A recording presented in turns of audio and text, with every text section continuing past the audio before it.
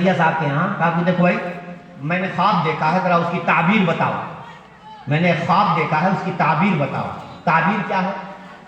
خواب بتایا کہ آگے آگے تو میں چل رہا ہوں، میرے پیچھے تم چل رہے ہو، اور تمہارے پیچھے مولانا خلیل احمد صاحب سہارنپوری چل رہے ہیں، اور ان کے پیچھے بہت سارے لوگ چل رہے ہیں. اس خواب کی تعبیر بتاؤ. اب حضرت مولانا زکریا صاحب سوچ میں پڑ گئے. انہوں نے کہا کہ کیسے آپ الٹا پلٹا خواب دیکھیں گے تو میں کیسے اس کی تعبیر بتاؤں گا. ٹھیک ہے، آپ میرے بڑے ہیں، آپ آگے آگے چل رہے ہیں، آپ کے پیچھے میں چل رہا ہوں، یہ تو سمجھ میں آتا ہے. لیکن میرے پیچھے میرے حضرت، میرے پیر حضرت مولانا خلیل احمد صاحب رحمۃ اللہ علیہ چل رہے ہیں، یہ مجھے سمجھ میں نہیں آ رہا. اس کا کیا مطلب ہے؟ آپ تو آگے چل رہے ہیں، میں آپ کا بھتیجا ہوں، میں آپ کا چھوٹا ہوں، میں آپ کا پروردہ ہوں، آپ کے پیچھے چل رہا ہوں، ٹھیک ہے، لیکن میرے پیچھے میرے حضرت چل رہے ہیں اور ان کے پیچھے اور لوگ چل رہے ہیں، یہ بات سمجھ میں نہیں آ رہی ہے مجھے. تو مولانا الیاس صاحب رحمۃ اللہ علیہ نے کہا سنیے میں بتاتا ہوں اس کی تعبیر. اس کی تعبیر یہ ہے کہ میں یہ جو دعوت کی محنت لے کر کے چل رہا ہوں، دعوت و تبلیغ کی یہ محنت اور یہ طریقہ لے کر کے چل رہا ہوں آگے آگے، میری بیکنگ، میری پشت پناہی، پیچھے سے مجھ کو قوت پہنچانے کا کام تم کر رہے ہو. چنانچہ وہ کہتے تھے کہ میری تبلیغ کا جتنا مخالف زکریا ہے کوئی اور نہیں، اور میری تبلیغ کا جتنا موافق اور جتنا خیر خواہ زکریا ہے کوئی نہیں. مطلب کیا ہے؟ کوئی بات اگر غلط دیکھتے ہیں تو فوراً ٹوک دیتے ہیں، اور یہ اتنی حمایت کرتے ہیں کہ اگر ان کی حمایت نہ ہوتی تو میرا کام آگے نہیں چل سکتا تھا. تو میری بیکنگ اور میری پشت پناہی، میری بیک پر، میرے پیچھے، مجھ کو قوت پہنچانے میں تمہارا کردار ہے، اور تم کو قوت پہنچانے میں تمہارے حضرت مولانا خلیل احمد صاحب رحمۃ اللہ علیہ کا کردار ہے.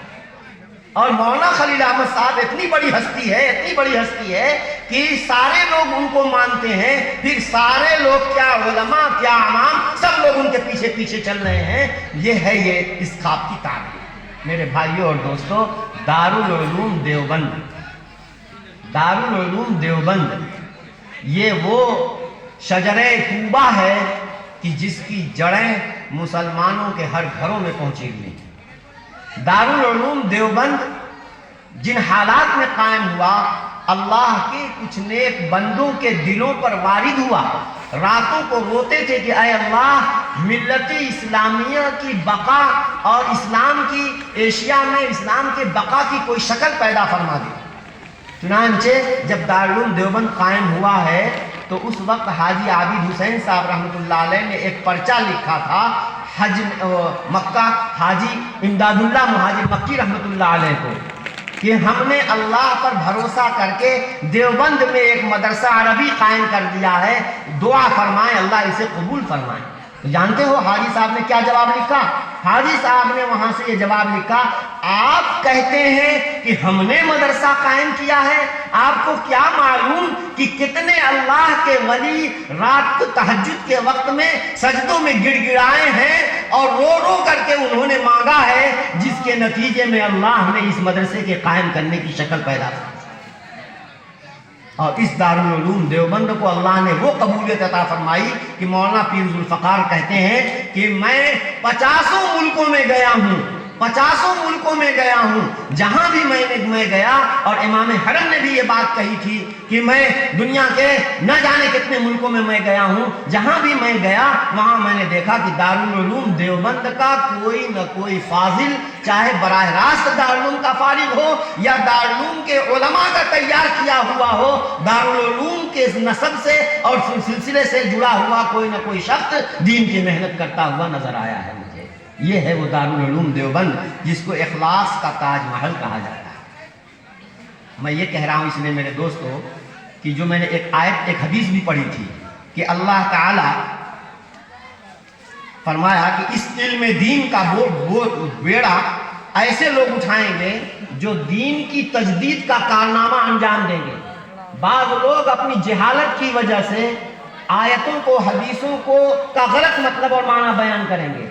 بعض لوگ نئے نئے فرقے ایجاد کر کے اور اپنی بدعتوں کے لیے قرآن اور حدیث کی آیات کو اور قرآن اور حدیث کی جملوں کو توڑ مروڑ کر کے اپنے مطلب میں بنا کر کے پیش کریں گے، لیکن نہیں، ہمیشہ ایک جماعت پیور اور خالص علم دین کے حاملین کی رہے گی، جو ینفون عنہ تحریف الغالین، غلو پسندوں کی تحریفات کو دور کریں گے، جاہلوں کی غلط تعویلات اور توڑ مروڑ کر کے آیتوں کا اور حدیثوں کا غلط معنی مطلب بیان کرنے کا جو سلسلہ ہوگا اس پر بندش لگائیں گے، اور باقاعدہ جو ہے جو لوگ تحریفات کریں گے قرآن کی آیات میں یا لفظی یا معنوی یا احادیث میں جو لوگ تحریفات کریں گے، ان کی تحریفوں کو بھی جو ہے وہ اس پر نکیر کریں گے، اور جو بات صحیح ہوگی، صحیح بات اللہ کے بندوں کے سامنے پیش کریں گے۔ ہر زمانے میں ایسے سچے علماء موجود رہیں گے، یہ اللہ کے نبی صلی اللہ علیہ وسلم نے پیشین گوئی کی، اور یہ بھی نبی پاک صلی اللہ علیہ وسلم نے فرمایا ہے کہ ہر 100 سال پر اللہ تعالیٰ کچھ ایسے لوگوں کو پیدا کریں گے جو دین کے اندر تجدید کا کام انجام دیں گے۔ دیکھیے بھائی، یہ فطری بات ہے، ہم مکان بناتے ہیں، مکان کے اندر کچھ دن جالے لگ جاتے ہیں، اگر صفائی نہیں ہوگی تو جالے لگ جاتے ہیں، اور اگر ان جالوں کو صاف نہیں کیا گیا تو پھر پلستر اکھڑنے لگتا ہے، اگر ان کی جلدی مرمت کر لی جاتی ہے تب تو ٹھیک ہو جاتے ہیں، اور اگر کچھ دن کے بعد چھوڑ دیا جائے تو اچھا خاصا اکھڑ جاتا ہے، پھر ریپیئرنگ کرنے کے بعد بھی پلستر کرا دو گے تو 1 مہینے کے بعد پلستر بھی اکھڑ جاتا ہے، اتنا برا حال ہو جاتا ہے۔ تو معلوم یہ ہوا کہ اپنی عمارت، اپنا مکان جب ہم جو بناتے ہیں رہنے کے لیے، اس کی مرمت برابر کرتے رہنا ضروری ہے۔ اگر اس کی مرمت ہوتی رہے گی تو مکان یہ سینکڑوں سال تک چل جائے گا، اور اگر اس کی طرف سے ہم غافل ہو گئے تو جالے لگیں گے، پلاسٹر اکھڑ گا، اینٹیں نکل جائیں گی، چھت جو ہے گرنے لگے گی، سریا جو ہے وہ زمخردہ ہو جائے گا، نتیجہ یہ ہوگا کہ وہ ایک مکان وقت آئے گا کہ وہ زمین بوس ہو جائے گا، منہدم ہو جائے گا، ڈھر جائے گا۔ اس لیے اور اللہ نے اس دین کی حفاظت کا ذمہ لیا ہے۔ اب نبی تو ہمیشہ نہیں رہیں گے، نبی تو اپنے وقت پر اس دنیا سے چلے جائیں گے، لیکن نبی کا کام کرنے والے ہر زمانے اور ہر دور میں آتے رہیں گے، جو اس دین کے اندر پیدا ہونے والی بدعات، خرافات اور جالے اور جھاڑ جھنکھاڑ کو پاک صاف کر کے بالکل فریش شکل میں دین کو زندہ رکھیں گے۔ یہ ہے تجدید کا کارنامہ۔ چنانچہ ہر زمانے میں مجددین پیدا ہوتے رہے ہیں، میرے پاس وقت نہیں ہے کہ میں ان مجددین کی پوری تفصیل بیان کروں۔ دارالعلوم دیوبند کو بھی اللہ تبارک و تعالیٰ نے نہ صرف ایک مجدد بلکہ جامع المجددین بنایا ہے، صرف ایک مجدد نہیں بلکہ جامع المجددین بنایا ہے۔ جس اعتبار سے بھی آپ دیکھیے، آپ جائزہ لیجئے، قادیانیت کے مقابلے میں دارالعلوم دیوبند کھڑا ہے، بدعات اور خرافات کے مقابلے میں دارالعلوم دیوبند کھڑا ہے، اور عیسائیت کے مقابلے میں دارالعلوم دیوبند کھڑا ہے، اور بھی چاہے داخلی فتنے ہوں، خارجی فتنے ہوں، آپ سیاسی اعتبار سے بھی اگر ملت اسلامیہ پر برا وقت آیا ہے تو دارالعلوم دیوبند کے فضلاء ہی سامنے آئے ہیں اور انہوں نے ملت اسلامیہ کو سہارا دیا ہے۔ میرے دوستو، تقسیم ہند کے موقع پر جو بہت خطرناک صورتحال تھی، اگر دارالعلوم دیوبند کے یہ جیالے سامنے نہیں کھڑے ہوئے ہوتے تو آج ہمارا ہندوستان میں وجود نہیں رہ سکتا۔ تو دارالعلوم دیوبند وہ چیز ہے، چاہے سیاست کے میدان میں ہو، شریعت کے میدان میں ہو، سماجی اعتبار سے ہو، اور داخلی ہو، بیرونی ہو، ہر اعتبار سے دارالعلوم دیوبند کو اللہ تبارک و تعالیٰ نے ایسی توفیق عطا فرمائی ہے، اور یہاں سے ایسے افراد نکلے ہیں کہ انہوں نے نکل کر کے ملت اسلامیہ کو جس طرح کی ضرورت ہوئی ہے اس ضرورت کو پوری فرمایا ہے۔ میرے دوستو، بہت اچھی چیز ہے دعوت و تبلیغ، اور دارالعلوم دیوبند ہرگز دعوت و تبلیغ کا مخالف نہیں ہے۔ کیسے؟ دارالعلوم کے ایک فرد نے، ایک فرزند ارجمند نے اس سلسلے کو باقی رکھا ہے، اور ہمیشہ دعوت و تبلیغ کے ذمہ داران دارالعلوم دیوبند سے مربوط رہے ہیں، اور دارالعلوم دیوبند ہمیشہ ان کی سرپرستی کرتا رہا ہے۔ علماء اگر سرپرستی نہ کرتے تو یہ کام آگے نہ بڑھتا اور ڈھنگ سے نہ ہوتا۔ آپ دیکھیے مولانا الیاس صاحب رحمۃ اللہ علیہ کو کہ گڑ گڑا کر کے انہوں نے علماء کو مانگا ہے، جیسے نبی کریم صلی اللہ علیہ وسلم نے اپنے دین کو قوت پہنچانے کے لیے حضرت عمر رضی اللہ عنہ کو مانگا تھا، اس طرح سے مولانا منظور نعمانی کو ہمارے مولانا الیاس صاحب رحمۃ اللہ علیہ نے اللہ سے مانگا ہے۔ مولانا منظور نعمانی رحمۃ اللہ علیہ بڑی اونچی ہستی، مولانا خلیل الرحمن سجاد کا نام آپ سنتے ہیں، ان کے والد بڑی اونچی ہستی تھی، بڑی اونچی ہستی تھی، اور علامہ انور شاہ کشمیری رحمۃ اللہ علیہ کے یہ شاگرد تھے۔ مولانا علی میاں ندوی رحمۃ اللہ علیہ یہ دارالعلوم کے فارغ تو نہیں ہیں، لیکن حضرت شیخ الاسلام مدنی رحمۃ اللہ علیہ سے انہوں نے بھی استفادہ کیا ہے۔ میں یہ کہہ رہا ہوں کہ ایک مرتبہ مولانا منظور نعمانی صاحب مولانا مودودی صاحب کے یہاں چلے گئے پٹھان کوٹ، اور وہاں جا کے رہنے لگے۔ ایک دن دوپہر میں مرکز نظام الدین میں حاجی عبد الرحمن صاحب تھے، ایک نو مسلم۔ دوپہر کے وقت جب سب لوگ قیلولہ کرنے لگے تو ان کا دروازہ کھٹکھٹانے کی آواز آئی۔ حاجی صاحب سمجھ گئے کہ یہ بڑے میاں ہیں، یعنی مولانا الیاس صاحب ہیں، وہ کھٹکھٹا رہے ہیں۔ انہوں نے کہا، آواز آئی نحیف کمزور آواز، حاجی صاحب دروازہ کھول دو۔ حاجی صاحب کہتے ہیں میں نہیں کھولوں گا، جائیے سو جائیے۔ وہ سمجھ رہے تھے کہ اگر میں کھول دوں گا تو یہ آ کر کے ملت کا درد بیان کرنا شروع کریں گے، نہ سوئیں گے نہ سونے دیں گے، نہ قیلولہ خود کریں گے نہ مجھے قیلولہ کرنے دیں گے۔ لیکن روحانسی آواز میں، رونے کی آواز کے ساتھ کہا، حاجی صاحب میں بہت ضروری کام سے آیا ہوں، اللہ کے واسطے دروازہ کھول دو۔ حاجی صاحب نے دروازہ کھول دیا، اندر گئے اور اندر سے زنجیر بند کر لی۔ حاجی عبد الرحمن بڑی اونچی نسبت کے حامل شخصیت ہیں، حاجی عبد الرحمن ہیں اور حضرت جی مولانا الیاس رحمۃ اللہ علیہ ہیں۔ دونوں نے کیا کیا؟ کہا حاجی صاحب سنیے، مولانا الیاس صاحب فرماتے ہیں کہ حاجی صاحب مولانا منظور نعمانی صاحب کو جانتے ہیں نا آپ؟ کہا ہاں وہ تو بہت بڑے عالم ہیں۔ کہا وہ ایک غلط جگہ چلے گئے ہیں، وہ ایک غلط جگہ چلے گئے ہیں، آؤ اللہ سے مانگتے ہیں۔ ٹھیک ہے، نہ جانے دل کی کس گہرائیوں سے اور کس تڑپ اور کڑھن کے ساتھ ان دونوں بزرگوں نے اللہ سے مانگا کہ ادھر انہوں نے دعائیں کی ہیں اور ادھر ان کے دل پر اثر پڑا ہے، ان کا دل وہاں اچاٹ ہو گیا، اور اسی دن بستر باندھ کر کے شام کی گاڑی سے آ کر کے سہارنپور آ کر پہنچ گئے مولانا منظور نعمانی۔ اور پھر یہاں سے خانقاہ رائے پور گئے حضرت مولانا شاہ عبد القادر رحمۃ اللہ علیہ کے پاس۔ پھر وہاں کچھ دن گزارنے کے بعد شیخ زکریا اور شاہ عبد القادر دونوں حضرات کے مشورے سے مرکز نظام الدین گئے، اور مرکز نظام الدین میں مہینوں رہ گئے، اور وہاں ان کا اتنا دل لگا، اتنا دل لگا، اتنا دل لگا، اور اس تبلیغ سے اس قدر، یعنی اس کا طریقہ اور اس کا انداز اور اس کی افادیت ان کے دل میں اس قدر اتری کہ پیدل دلی سے کلکتہ کی جماعت لے کر کے نکلے ہیں، دلی سے لے کر کلکتہ تک کی جماعت پیدل لے کر کے وہ نکلے۔ اور پھر اللہ تبارک و تعالیٰ نے ان کے ذریعے سے جو ہے اسی طریقے سے مولانا علی میاں ندوی کو اللہ تبارک و تعالیٰ نے توفیق عطا فرمائی، اور عرب دنیا میں اس دعوت و تبلیغ کو متعارف کرانے میں جتنا کردار مولانا ابو الحسن علی ندوی رحمۃ اللہ علیہ کا تھا، کسی کا نہیں۔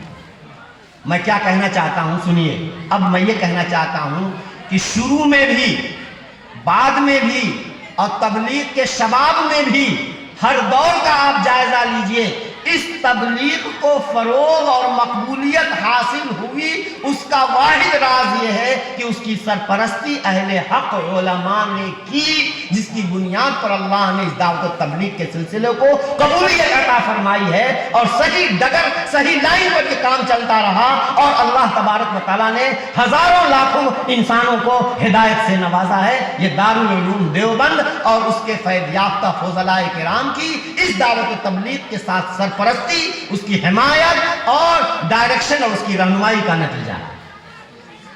یہ ہے اس دارالعلوم دیوبند کا کردار اور علماء کا کردار۔ اگر علماء خود مولانا الیاس صاحب رحمۃ اللہ علیہ جو جماعتیں میواتیوں کی بھیجا کرتے تھے، سادہ زبان میں وہ کہتے تھے کہ آپ بڑے ہو ہمارے، ہم آپ کے چھوٹے ہیں۔ اگر باپ نے دو بیٹے ہوں، ایک چھوٹا بیٹا ہو ایک بڑا بیٹا ہو، کوئی کہا کہ بڑے بیٹے کو کہا کہ لے یہ چیلم بھر کے لے آ، اب اس نے چھوٹے بیٹے کو، چھوٹے بھائی کو دے دیا، وہ چھوٹا بھائی کمزور ہے، وہ گیا چیلم بھرنے کے لیے، نتیجہ یہ ہوا کہ چیلم اس کے ہاتھ سے ٹوٹ گئی، پھوٹ گئی، کام خراب ہوا، ذمہ دار کون ہوگا؟ وہ بڑا بھائی ہوگا، کہ اصل کام اس بڑے بھائی کا تھا، بڑے بھائی نے خود نہ کر کے چھوٹے بھائی کے حوالے کر دیا، جس کی وجہ سے یہ کام خراب ہوا ہے۔ اے حضرت جی، اگر آپ لوگ سرپرستی نہیں کرو گے اور ہم جاہل لوگ ہیں، اگر ہم لوگ یہ کام کریں گے اور کام بگڑے گا تو اللہ کے یہاں پوچھ آپ سے ہوگی اور آپ ذمہ دار ہوگے۔ تو میرے بھائیوں اور دوستوں، مرکز نظام الدین سے ہمیشہ علماء جو ذمہ داران رہے ہیں، دارالعلوم دیوبند سے ہمیشہ ان کا ربط رہا ہے اور ہمیشہ جو ہے دارالعلوم دیوبند سرپرستی کرتا رہا ہے۔ ظاہر بات ہے کہ جیسے ہر مکان کے اندر جالے لگتے ہیں اور ہر مکان کے اندر موسیقی آتی ہے، اس کام کے اندر بھی زمانے کے تغیرات کی بنیاد پر یا کسی بھی نہ کسی وجہ سے اس کام کے طریقہ کار میں بھی کچھ نہ کچھ گڑبڑیاں ہوئی۔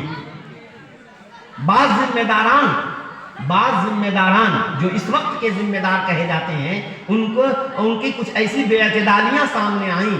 قرآن اور حدیث کی تشریح کے سلسلے میں انہوں نے کچھ آزاد ہو کر کے سلف امت، صحابہ، تابعین، تبع تابعین، علماء امت، ان کی تشریحات کو چھوڑ کر کے منمانی تشریحات کرنی شروع کر دی، جس کے نتیجے میں امت کے اجماع سے بھی انحراف ہونے لگا اور ایسی باتیں سامنے آنے لگیں کہ کسی نے سننے والوں کے روکتے کھڑے ہو جائیں کہ یا اللہ ایسی سنگین باتیں انہوں نے کر دی۔ بعض دفعہ انبیاء تک کی توہین ہو رہی ہے، حضرات صحابہ تک کی بھی توہین ہو رہی ہے، اور جناب عالی یہ جو متوارث طریقہ ہے دین کا اور خدمت دین کا، اس متوارث طریقے کو بھی کہا جانے لگا کہ صاحب یہ مدرسوں میں جو تعلیم و تعلم کا سلسلہ ہے، یہ تعلیم اپنی سنت کے طریقے سے ہٹ گئی۔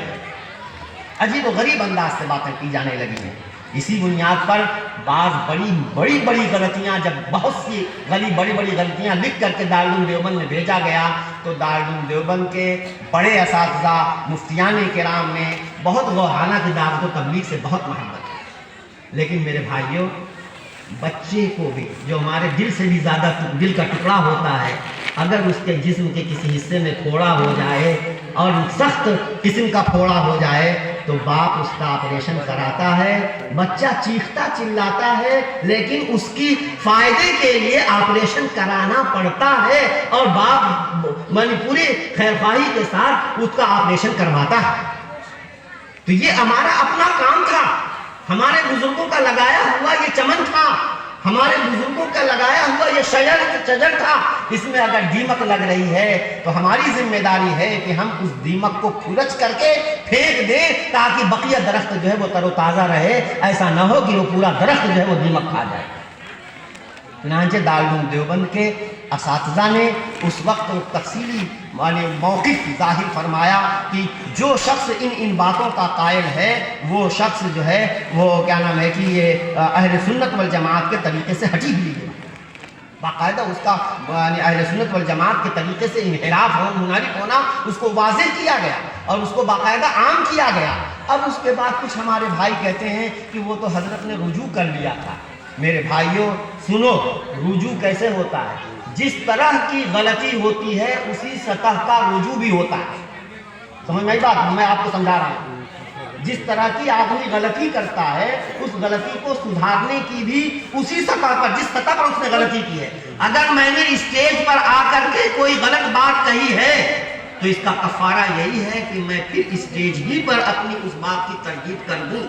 یہی ہمارے اکابر کا طریقہ رہا ہے۔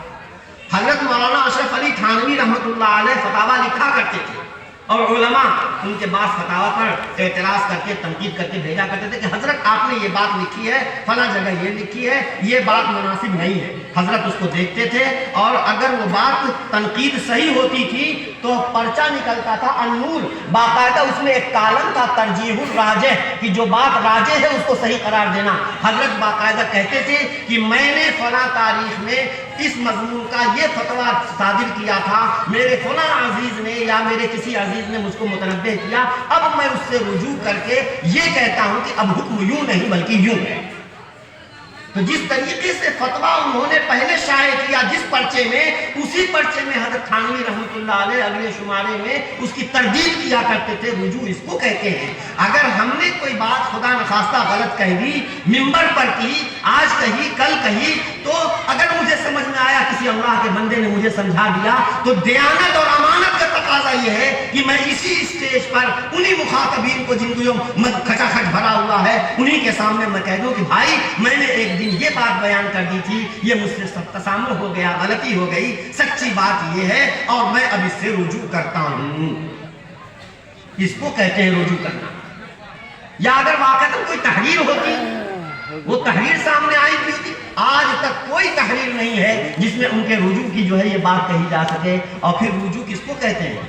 रुजू करने के बाद आदमी फिर वो बात न कहे, लेकिन अक्सर उसके बाद भी बारहा शिकायतें आती रही कि वो बात फिर फरमा दी गई, वो बात फिर फरमा दी गई, वो बात फिर फरमा दी गई। इसको रुजू कहते हैं। जुबान से रुजू करने का नाम, या मैं और आप उनकी तरफ से अगर ताबीर कर दें, इसका नाम रुजू नहीं है मेरे भाइयों।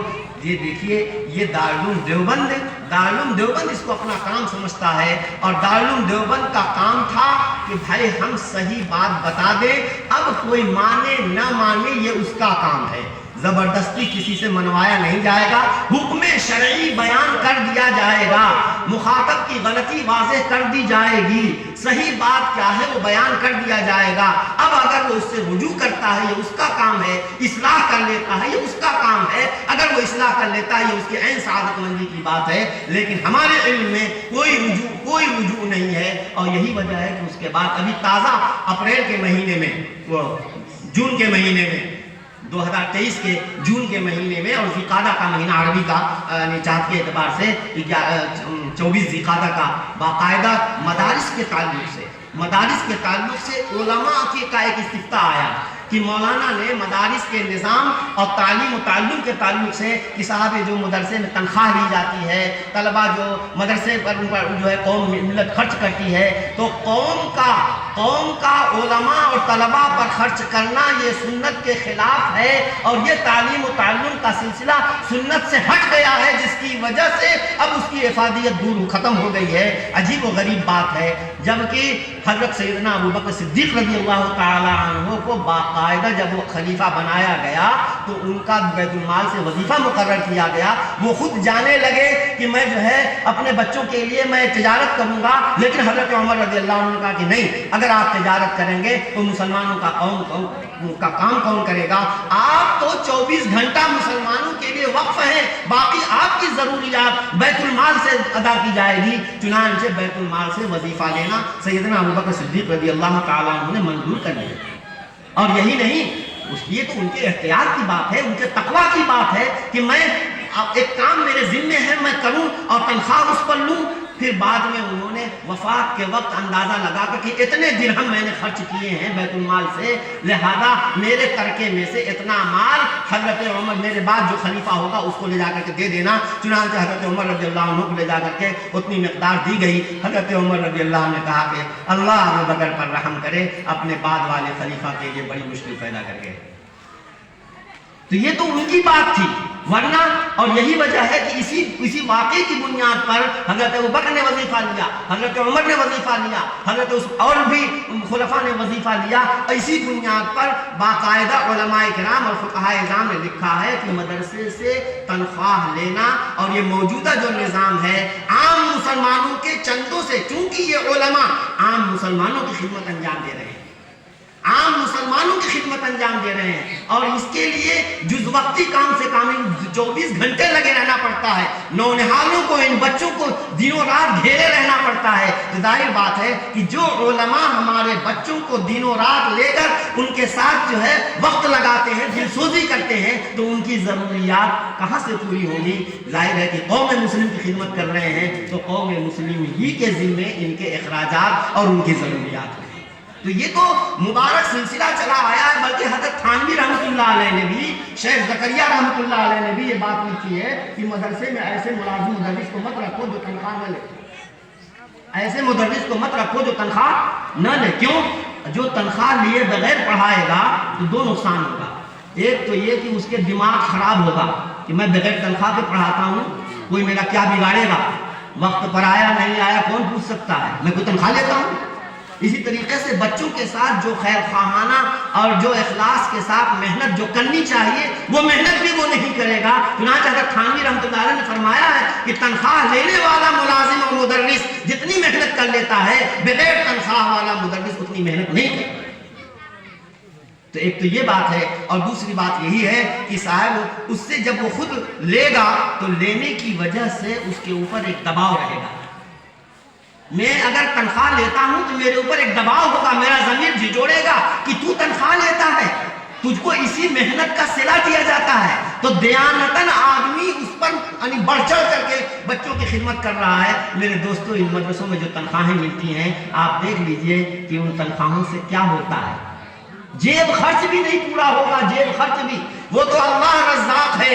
یہ اخلاص کے ساتھ اللہ کے بندوں کے ساتھ اپنا سر کھپاتے ہیں، محنت کرتے ہیں، اخلاص کے ساتھ اللہ کا دین ان کو بتاتے سکھاتے ہیں، علم سکھاتے ہیں، سرکاری کام کرتے ہیں، تو اللہ کہیں نہ کہیں سے ان کی ضرورتیں پوری کر دیتا ہے۔ ان کے دل میں بات ڈال دی، انہوں نے ہدیہ دے دیا، انہیں کے دل میں بات ڈال دی، انہوں نے ہدیہ دے دیا، کوئی ایسی شکل بن گئی جس سے ان کی ضرورتیں پوری ہوتی ہیں۔ وہ تو اللہ تبارک و تعالی وَيَرْزُقْهُ مِنْ حَيْثُ لَا يَحْتَسِبُ، کہ اگر تم اللہ پر بھروسہ کرتے ہو، میں یتوکل علی اللہ، جو اللہ پر بھروسہ کرتا ہے تو اللہ اس کا کافی ہوتا ہے، اور ایسی جگہ سے اس کو رزق عطا فرماتے ہیں جہاں اس کو وہم و گمان بھی نہیں ہوتا ہے۔ وہ تو ان کے اخلاص سے کام کرنے کا نتیجہ ہے، برکت ہے کہ اللہ ان کی ضرورتیں پوری کرتے ہیں، ورنہ ان کی تنخواہ کا اگر آپ گنا بھاگا حساب لگائیں گے تو ان کی ضرورتیں قطعاً اتنے میں پوری ہوتی ہوئی نظر نہیں آ رہی۔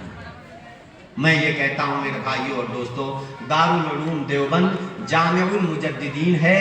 جس وقت ملت اسلامیہ میں جو کمی جس طرف سے نظر آئی، دارالعلوم دیوبند نے اس کمی پر، اس دکھتی رگ پر ہاتھ رکھا، اس کی اصلاح کی اور کرتا رہے گا۔ یہ الہامی مدرسہ ہے، اس مدرسے کا نہ آج تک کچھ بگڑا ہے اور نہ قیامت بگڑے گا، کیونکہ یہ الہامی مدرسہ ہے، اخلاص کا تاج محل ہے۔ اللہ کے نیک بندوں کی آہ سحرگاہی کے نتیجے میں دارالعلوم دیوبند قائم ہوا ہے۔ بہت حالات آئے، لوگوں نے اینٹ سے اینٹ بجا دینے کا ارادہ کیا، لیکن دارالعلوم دیوبند اپنی طریقے سے اسی تو اس کو احتشام کے ساتھ کھڑا ہوا ہے جیسے پہلے تھا۔ اس لیے آج بھی اس کی حیثیت سپریم کورٹ کی ہے، سپریم کورٹ کی ہے۔ چاہے ہمارا کوئی مقتدا، ہمارا کوئی محبوب کچھ کہے، دارالعلوم دیوبند نے اگر کہا وہ غلط ہے تو غلط ہے، غلط ہے، غلط ہے، اس کو ماننا پڑے، اس کو ماننا پڑے۔ بہرحال میرے بھائیوں اور دوستوں، یہ اخلاص کی بات ہے، اور جو رجوع کی بات کہی جاتی ہے، میرے علم میں تو نہیں ہے کہ انہوں نے رجوع کیا وہ۔ اور دوسری بات یہ ہے کہ دارالعلوم دیوبند کا جو آخری فتویٰ جو آیا ہے ابھی مدرسوں کے تعلق سے، بہت تفصیل سے آیا ہے، یہ علماء کرام سمجھتے ہیں۔ اس کا ایک چیپٹر میں خاص طور سے آپ سے کہنا چاہتا ہوں، اس میں یہ بات ہے کہ مولانا فلاں صاحب جن کے متعلق یہ تحریر آئی ہے، ان صاحب کی مختلف گمراہی، غلط باتیں بالکل کھلی ہوئی ہیں، اس لیے اب ان کی کسی بات پر عمل کرنے کے لیے، ان کی کسی بات کو اپنانے کے لیے، ماننے کے لیے اپنے علاقے کے علماء پر اعتماد کیا جائے۔ دارالعلوم دیوبند نے مولانا عبد الخالق آپ کو دے دیا ہے، دارالعلوم دیوبند نے مفتی عبدالکریم آپ کو دے دیا ہے، دارالعلوم دیوبند نے مولانا راشد آپ کو دے دیا ہے، دارالعلوم دیوبند نے مولانا بڑے بڑے دگج قسم کے محنتی علماء مفتیان کرام آپ کے علاقے میں موجود ہیں۔ یہ کیوں ہیں؟ انہوں نے گھاس نہیں کھودی ہے، انہوں نے اپنا وقت برباد نہیں کیا ہے۔ اور یاد رکھیے، دارالعلوم دیوبند انہی طلباء کو قبول کرتا ہے جن سے اللہ تبارک و تعالیٰ کو کام لینا منظور ہوتا ہے، ہر ایک کا داخلہ نہیں ہوتا۔ بڑے بڑے باصلاحیت ذہین لڑکے جاتے ہیں اور جیسے ہاتھ جھماتے ہوئے گئے، ہاتھ جھماتے ہوئے واپس آ جاتے ہیں، داخلہ نہیں ہو پاتا ہے۔ اور کتنے ایسے بندے ہیں۔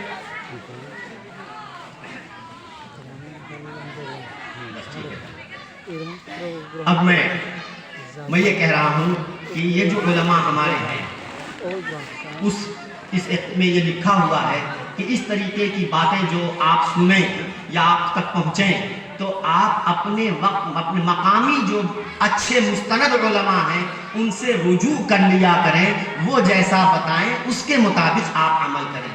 اس لیے دعوت و تبلیغ کا یہ صرف की सरपरस्ती पहले भी उलमा ने की है, आज भी उलमाए किराम, माफ़ कीजिएगा मैं उलमाए किराम से शिकायत करता हूँ, उलमा ने समाहफुल इस्लाम की सरपरस्ती नहीं की, जिसके नतीजे में ये नौबत आई है। अगर हर इलाके के उलमा इस अपनी जिम्मेदारी को महसूस करते हुए करेंगे, इंशाअल्लाहुल अज़ीज़ काम खराब नहीं होगा। आप लोग अपने इलाके के उलमा पर एतमाद और भरोसा रखेंगे इंशाअल्लाह। और जिस तरह से वो जो मशवरा देंगे उसके मुताबिक आप अमल करेंगे, दावत और तबलीग का काम भी इंशाअल्लाह अच्छा होता रहेगा और मुआशरे के अंदर जो है खैर फलेगा फूलेगा और कोई शर और कोई मुसीबत इंशाअल्लाह हमारे करीब नहीं आएगी। अल्लाह सुब्हानहू व तआला हमारे दिलों के अंदर मोहब्बत करे।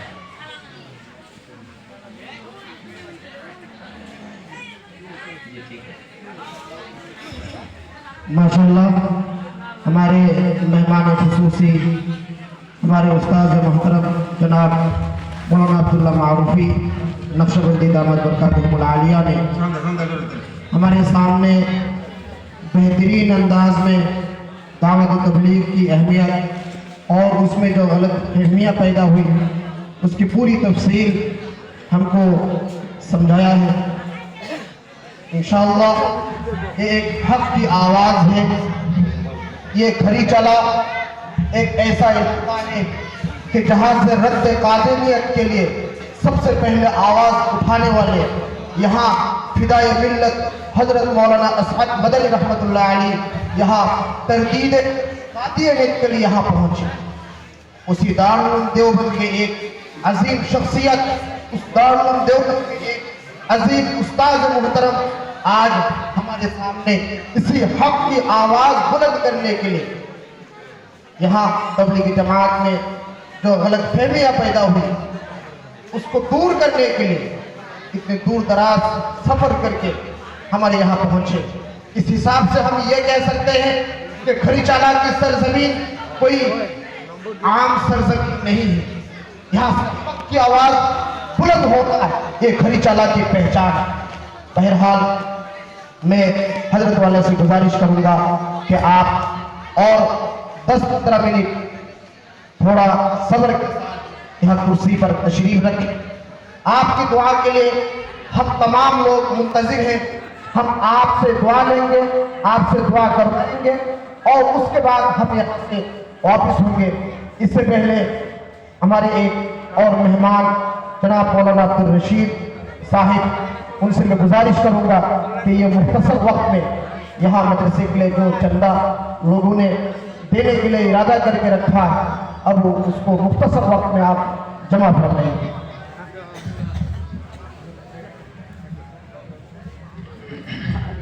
সবাই দায়িত্ব বহুত হয়েছে। হুজুরকে বসিয়ে দিয়ে মানে কষ্ট দেওয়াটা খুব বেদবি হয়, তথাপিও হুজুর মাদ্রাসার খাতিরে অল্প সময় বসতেছেন, কোনো কথা না, হুজুর আখেরি দোয়া করবেন আপনাদের জন্য আমাদের জন্য। তার আগে চান্দা আপনারা দিচ্ছেন।